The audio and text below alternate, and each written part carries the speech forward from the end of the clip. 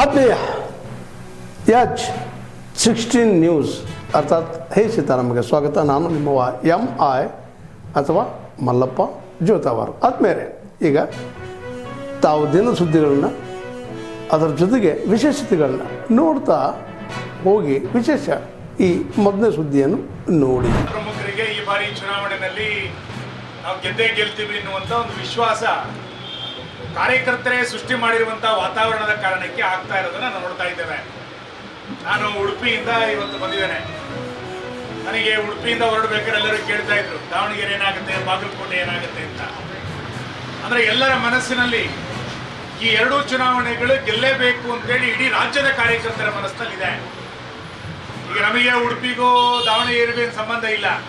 ಇಲ್ಲಿ ದಾವಣಗೆರೆನಲ್ಲಿ ಬಿಜೆಪಿ ಗೆದ್ದರೆ ನಮ್ಮೂರಿಗೇನು ಆಗುತ್ತೆ ಅಂತ ಏನಿಲ್ಲ. ಆದರೆ ನಮ್ಮೂರಿನ ಕಾರ್ಯಕರ್ತರಿಗೂ ಕೂಡ ಆಸೆ ಏನು ಅಂತ ಕೇಳಿದ್ರೆ ಬಾಗಲಕೋಟೆ ಮತ್ತು ದಾವಣಗೆರೆ ಚುನಾವಣೆ ಎರಡನ್ನೂ ಕೂಡ ಗೆದ್ರೆ ರಾಜ್ಯದಲ್ಲಿ ಒಂದು ಹೊಸ ವಾತಾವರಣ ಬಿಜೆಪಿಯ ಪರವಾಗಿ ನಿರ್ಮಾಣ ಆಗುತ್ತೆ.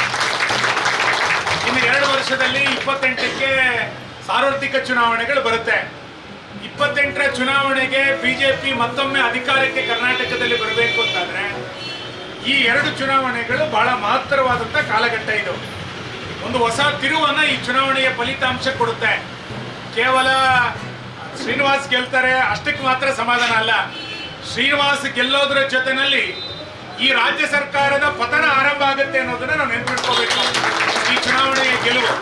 ಹಾಗಾಗಿ ಒಬ್ಬ MLAನ ಬಿಜೆಪಿ MLAನ ಆಯ್ಕೆ ಮಾಡಿಕೊಡೋದ್ರ ಜೊತೆನಲ್ಲಿ ಸರ್ಕಾರದ ಪತನವೂ ಕೂಡ ಪ್ರಾರಂಭ ಆಗುತ್ತೆ ಏಕಕಾಲದಲ್ಲಿ.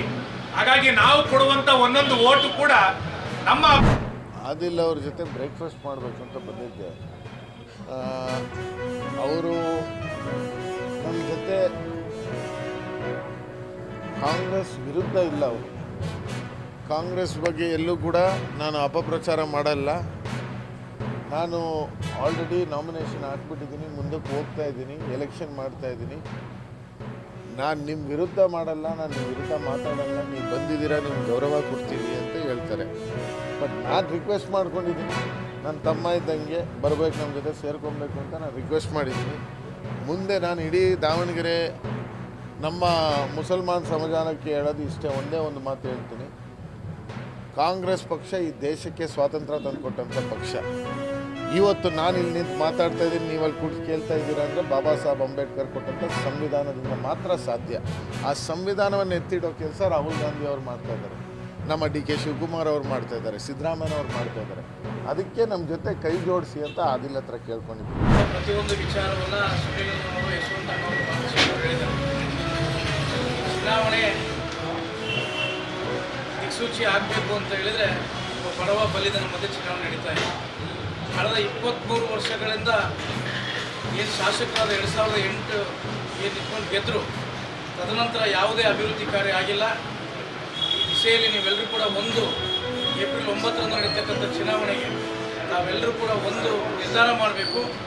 ಈ ಬಾರಿ ಭಾರತೀಯ ಜನತಾ ಪಾರ್ಟಿಯನ್ನು ಗೆಲ್ಲಿಸಬೇಕು ಅಂತೇಳಿ. ಯಾಕಂತ ಹೇಳಿದರೆ ಅಂಬೇಡ್ಕರ್ ಹೇಳ್ತಾ ಇದ್ರು, ಸಾಮಾನ್ಯ ವ್ಯಕ್ತಿಯಲ್ಲಿ ಅಧಿಕಾರ ಕೊಡಬೇಕು, ಅವಾಗ ವಿಕೇಂದ್ರೀಕರಣ ಆಗುತ್ತೆ.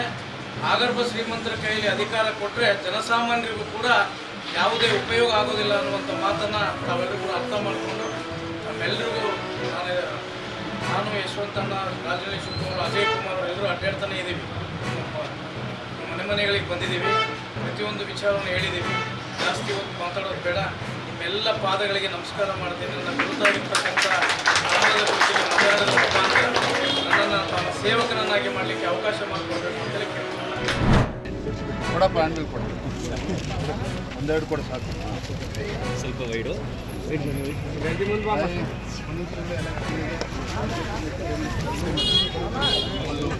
ಕಮಲ್ದು ಓಟ್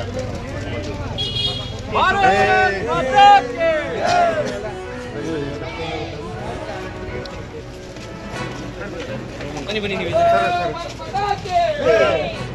ಬಿಜೆಪಿ ಓಟ್ ಹಾಕ್ರಿ. ಹಾಂ ನಡಿ, ಎಲ್ಲ ಹೇಳ್ರಿ. ಬಾಯ್ ಕಮಲ್ದು ಓಟ್ ಹಾಕಿ ಉಮೇಶ್ ಸರ್ ಬರ್ತಾರೆ. ವೋಟ್ ಮಾಡಿ ಬಿಜೆಪಿ ಹೇಳೋ.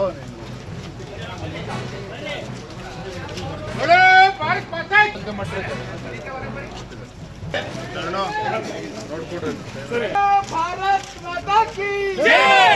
भारतीय जनता पक्षಕ್ಕೆ भारतीಯ ಜನತಾ ಪಕ್ಷಕ್ಕೆ ತಾವೆಲ್ಲ ಇಲ್ಲಿವರೆಗೆ ಸುದ್ದಿಗಳನ್ನು ನೋಡಿದಿರಿ, ಜೊತೆಗೆ ವಿಶೇಷ ಘಟನೆಗಳನ್ನು ಸಹ ನೋಡಿದಿರಿ.